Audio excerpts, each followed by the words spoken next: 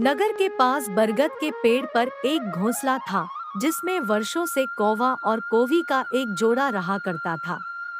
दोनों वहां सुखमय जीवन व्यतीत कर रहे थे। दिन भर भोजन की तलाश में वे बाहर रहते और शाम ढलने पर घोंसले में लौटकर आराम करते। एक दिन एक काला सांप भटकते हुए उस बरगद के पेड़ के पास आ गया। पेड़ के तने में एक बड़ा खोल देख वह वहीं निवास करने लगा।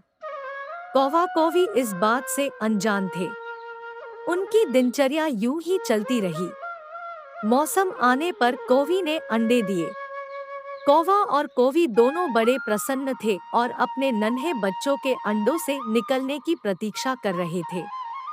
लेकिन एक दिन जब वे दोनों भोजन की तलाश में निकले, तो अवसर पाकर पेड़ की खोल में रहने वाले सांप ने ऊपर जाकर उनके अंडों को खा लिया और चुपचाप अपनी खोल में आकर सो गया। कौवा कौवी ने लौटने पर जब अंडों को घोंसलों में नहीं पाया, तो बहुत दुखी हुए। उसके बाद से जब भी कौवी अंडे देती, सांप उन्हें खाकर अपनी भूख मिटा लेता। कौवा कौवी रोते रह जाते। मौसम आने पर कौवी ने फिर से अंडे दिए, लेकिन इस बार वे सतर्क थे। वे जानना चाहते थे कि आखिर उनके अंडे कहाँ गायब हो जाते हैं। योजनानुसार एक दिन वे रोज की तरह घोंसले से बाहर निकले और दूर जाकर पेड़ के पास छुपकर अपने घोंसले की निगरानी करने लगे। कौवा कौवी को बाहर गया देख काला सांप पेड़ की खोल से निकला और घोंसले में जाकर अंडों को खा गया।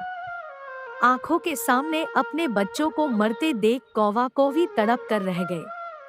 वे सांप का सामना नहीं कर सकते थे। वे उसकी तुलना में कमजोर थे। इसलिए उन्होंने अपने वर्षों पुराने निवास को छोड़कर अन्यत्र जाने का निर्णय किया। जाने के पूर्व वे अपने मित्र गीदड़ से अंतिम बार भेंट करने पहुंचे। गीदड़ को पूरा वृतांत सुनाकर जब वे विदा लेने लगे, तो गीदड़ बोला, मित्रों, इन तरह भयभीत होकर अपना वर्षों पुराना निवास छोड़ना उचित नहीं है। समस्या सामने है, तो उसका कोई न कोई हल अवश्य होगा। कौवा बोला, मित्र, हम कर भी क्या सकते हैं? उस दुष्ट सांप की शक्ति के सामने हम निरीह हैं। हम उसका मुकाबला नहीं कर सकते। अब कहीं और जाने के अलावा हमारे पास कोई चारा नहीं है। हम हर समय अपने बच्चों को मरते हुए नहीं देख सकते। गीदड़ कुछ सोचते हुए बोला, मित्रों, जहाँ शक्ति काम न आए, वहाँ बुद्धि का प्रयोग करना चाहिए। यह कहकर उसने सांप से छुटकारा पाने की एक योजना कौवा कौवी को बताई।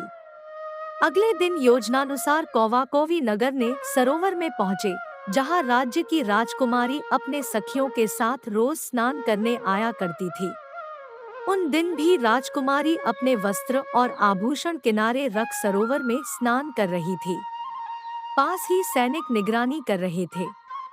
अवसर पाकर कौवे ने राजकुमारी का हीरो का हार अपनी चोंच में दबाया और काव काव करता हुआ राजकुमारी और सैनिकों के दिखाते हुए ले उड़ा। कौवे को अपना हार ले जाते देख राजकुमारी चिल्लाने लगी।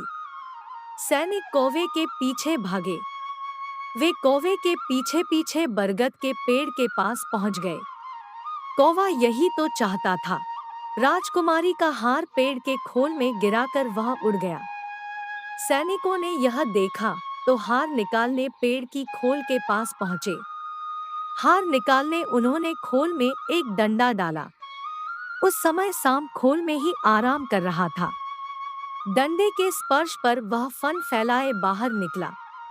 सांप को देख सैनिक हरकत में आ गए और उसे तलवार और भले से मार डाला।